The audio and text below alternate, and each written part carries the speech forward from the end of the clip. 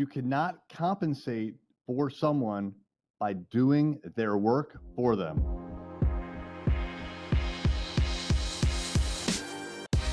What's up? It's Erik J. Olson. Here's what I mean by that opening statement. If there is someone in your company and they are not strong enough to actually do their job and to do it in a good, high quality manner, what you cannot allow yourself or anyone else in the company to do is to take that entire load upon themselves or to spread it out amongst the company.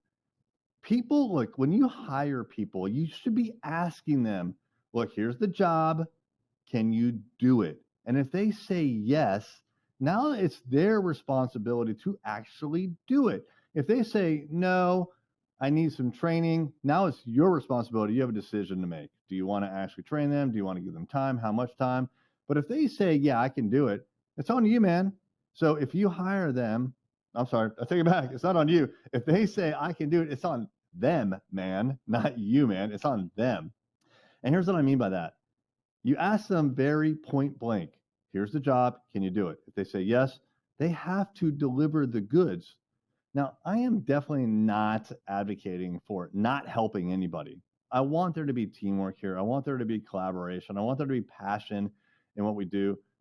But someone's, a weak person has to either learn or they have to leave. All right. So if you find yourself constantly taking their assignment, making it better because they just won't do the right thing, and you've told them 100 times, and they still, if you find yourself actually doing their work, finishing their work for them, you got a problem, right? So either you are not communicating to them your expectations or something, right? It's usually you're not communicating your expectations to them, but you should not just straight up do their work. Tell them your expectations, tell them what they submitted to you was low quality, it's unacceptable, and you kick it right back to them, right? So don't take that monkey off their back. You give it right back to them. All right. Now, if you decide that you're going to continue to coddle them, frankly, and make sure they get it done by you doing the work, you will resent it. I've been in this situation. One of my initial terminations where I fired someone, I did not give the guy the proper feedback that I should have. And I did his work for him. I was pissed. I was staying late at night. I was doing his work, and he was going home at, 5 o'clock, really, more like 4:30, 4:45, cutting out a bit early, while the boss stuck around and finished his work. And guess what? I was pissed, but I also didn't have the confidence to say anything about it. And guess whose fault that was? That was my fault. My fault, right? So what I should have done is thrown it right back to him and said, no, this is poor quality, man. This is unacceptable.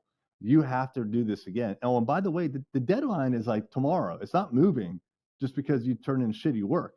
And if he misses the deadline or she misses the deadline, take whatever action you need to. I'm not saying fire them on the spot, but certainly some sort of oral warning or written warning is probably warranted, but that's up to you. Look, you have all the authority that you need to make sure that shit gets done in your company.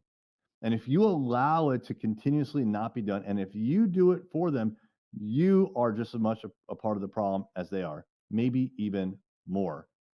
Don't allow someone who's weak in your company to be compensated by others doing their work for them, including you. You need to stop that immediately. Make sure the weak person can do their job, or else you're never going to get high quality work and you're never going to be able to scale.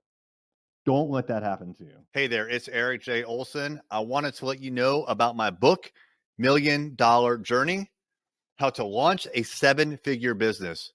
This is the story of what it took for me to go from freelancer with no clients, no employees, no revenue, to growing a $1 million business.